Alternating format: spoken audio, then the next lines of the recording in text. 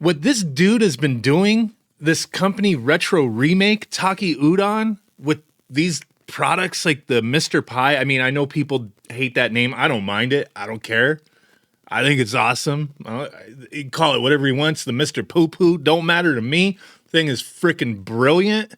Mr. Pie is a fine name. I don't care, dude. But this is amazing stuff. This guy is disrupting the FPGA gaming industry, is all I'm saying.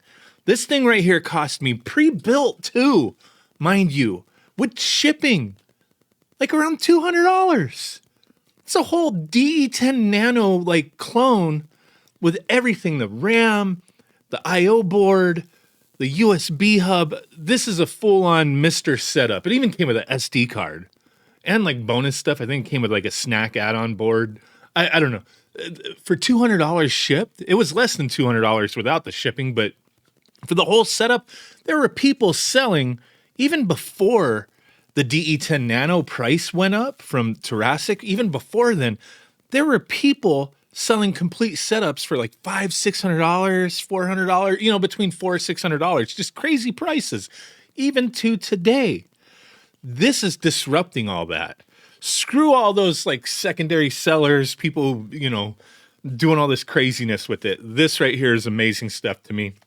I've been having a blast with this thing, but this is not what I want to talk about. I know I've been saying I want to do a video on this, like one of the cheapest ways to get into FPGA gaming, the Mr. Pi.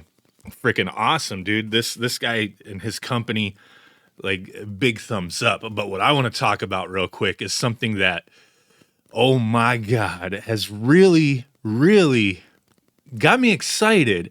It reminded me some years back, I think early on in my YouTubing days, I took one of those. I believe it was broken because I had a few of them. I would buy like a bunch of them where they were broken or like messed up somehow. But the PS1, the little mini version that, came out later on in the PlayStation 1 life cycle.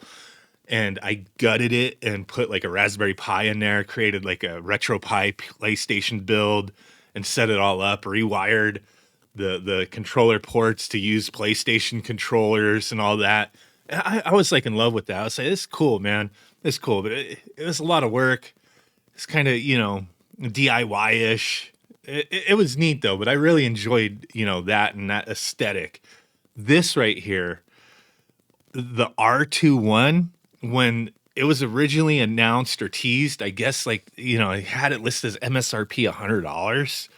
It's not going to be sold for $100 now, but it says it's a DE10 clone, 128 megabytes of 130 megahertz RAM, passive active cooling, digital out, analog out, VGA component composite, USB hub, 4 ports, 1 in the front, 3 in the back, user buttons, power reset, 2 user snack ports, PS1 controller, memory card port, 5 volt, 5 amp PSU. And then now we're getting more information, and as far as like the availability, how things are going to work, this has got me freaking excited. So just the other day, he made some announcements concerning this. The world's first affordable FPGA gaming console, inspired by the PS1, supports PS1 games, memory cards, and controllers. Analog digital out, like we just said, NFC, Wi-Fi, Bluetooth, Mr. FPGA compatible, disk support not pictured.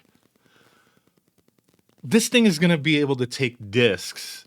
Like it's like some kind of add-on that is going to have a disk drive where you could play PS1 discs. If you have a collection, I still have some PS1 games lying around. Pop your PS1 games in there and play them. Where's the FPGA PS1, right? There isn't one. There's ways to play FPGA PS1 games, which is amazing, Mister and whatnot. But companies like Analog, they're dropping the ball, man. Doing the Analog Duo, which has kind of been like a miss, I think, with them. There's been no like extra support necessarily with that. They really, I don't know. They didn't really hit the mark with that one. And then we're waiting on that Nintendo 64 to come out. Analog's been lagging. The nonstop Pockets that they've released, which is fine. The Pocket's an amazing device. But this guy's going to be releasing a handheld as well at some point, and I think that's going to disrupt things also. But this, to me, having a manufactured product that it's looking like it's going to be a nice quality thing. And it's not just going to be this reshelled. It's, they're going to have their, whole board set up to work in this and whatnot. Or it's going to be based off of, the DE10 Nano and everything is Mr. FPGA compatible, but just the way everything's set up is going to be a manufactured product in that form factor. And it's just going to be amazing to me with disk support, pricing starting at $150 for founders and friends, which from what I understand means like people who've purchased from him in the past. So that's going to be very interesting. And to be able to use memory cards from the PlayStation 1 and controllers, you're going to have a FPGA PS1 before any other company has even bothered attempting it, right? And the reason I'm really digging this, and I'm kind of saying, if Taki Udon, his Retro Remake company, continues doing stuff like this, say they put out a multi, like, you know how Retrobit and Hyperkin, they used to put out their little cheap multi-systems where you could play Sega Genesis, Super Nintendo, and NES games, and they're kind of mixed quality as far as sound and visuals. Some of them, like the color would be kind of good on some systems, then the audio would suck. And then one system, the audio would be okay, and then the visuals wouldn't look as good. Like the colors would be off. Like it was all hit and miss, on everything as far as like video and audio encoding on those clones, because they were just system, they were clones on a chip type of thing. They weren't FPGA or emulation. They were just system clone consoles. And, so if they do something like that, but where it's FPGA popping in cartridges, it's like, forget analog, man. Analog's not doing their Super NT, their Mega SG anymore. They haven't touched on the NES. There is a market for this stuff. There's still people who love retro games and have collections of cartridges and would love to have access to FPGA consoles that they could use their cartridges in. I know a lot of people on my channel are just like, I just download ROMs. That's great. So do I. But I also have cartridges that it's just the feeling like playing a, cartridge, popping in a cartridge, grabbing an OG controller. It's a little different. Sometimes I do that. Sometimes I play just, ROMs. Just depends on the mood. You know what I mean? It's all about options. No right or wrong ways. But I just think this, and if it could lead into other things and him continuing and his company continuing doing FPGA consoles that Mr. based, where it's community driven and just where people are adding to it, developing for it, leaving it out of the hands of a company. You know what I mean? Where it's, you don't have to worry about a company having to update it and stuff like that, where it's just the community's cores, whatever. It's supported by the community, nobody else. You don't have to worry about a company dropping the ball. Just they make the hardware and then it's up to the community. That's fine. Some people might be like, that's kind of like you make a piece of hardware and then you have to rely on somebody else to develop for it. No, it's just that's the way, it's Mr. It's just creating this shell and this whole setup is neat. But let's keep it going before we end this here, because there is a little bit more information, I think. But states this is going to go on sale at some point this month. So we announced this on January 9th, like a day or two ago. Our first batch, the $149 Autograph Founders Edition, has a finite but not small supply. Prior customers' friends have a guaranteed spot. So I guess, am I a friend? I've bought like a couple of these, Am I a friend? So I guess, hey, do I got a guaranteed spot? I'm excited, man. I'm excited.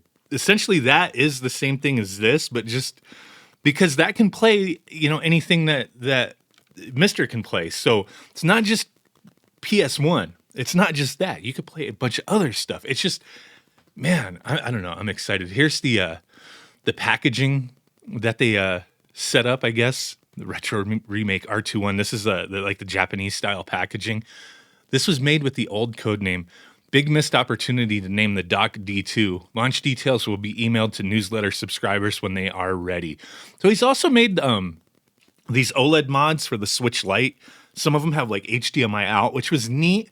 I had several of these pre-ordered from him, but then they got delayed, like the Mega Kit or whatever. I wound up asking for a refund because when I was like, the Switch 2 is so close, I'm not even going to bother with the Switch Lite. And they're like, yeah, I'll just refund you the money. That's cool. Very, very clean and easy company to deal with. So much appreciation to Taki Udon and Retro Remake, his customer service people. Like I haven't dealt with him directly, but his customer service people and whatnot have been on top of things. But very neat products, man. A lot of stuff. If you follow him, you'll see little tidbits of things that he's talking about, like possibly doing like these OLED screens for the DS and all sorts of other craziness. I don't know.